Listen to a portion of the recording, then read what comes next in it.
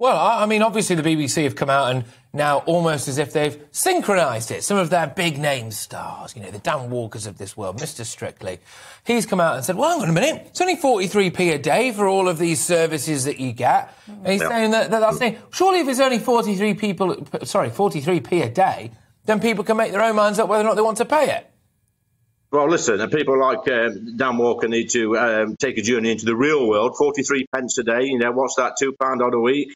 Then, you know, for people on the breadline, for some of the pensioners in Ashfield and Eastwood, that's a considerable amount of money. You know, multiply that over a year, that's, you know, that's a quarterly bill paid out on one of the utilities, maybe. You know, these people that work for the BBC, they're on vast salaries, hundreds of thousands of pounds a year. They don't live in the real world. They need to come to Ashfield. Have a walk around with me in Ashfield and talk to some of these real people in my real towns and villages about what they think of the BBC, and they'll get a completely different message than they get in that BBC bubble that they're working in.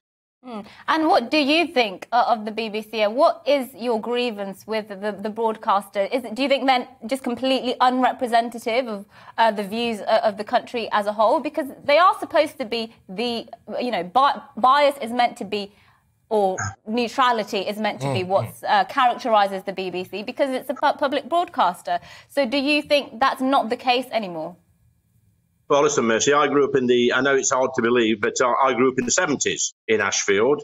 And at the time, the BBC was a place of comfort. It was a TV station that we trusted. I watched, you know, programmes like Grange Hill and Blue Peter and the News Round, and you felt safe watching anti-Beeb. But it's been quite clear over the past 10, 15 years that it's not anti-Beeb anymore. It's just anti-government, anti-establishment, well, say anti-establishment, anti-conservative establishment, and they will do anything they can to have a pop at government, have a pop at Boris, have a pop at people like me. And quite frankly, you know, if people want to watch this rubbish, then let them have that choice, that personal choice, whether to pay for it or not.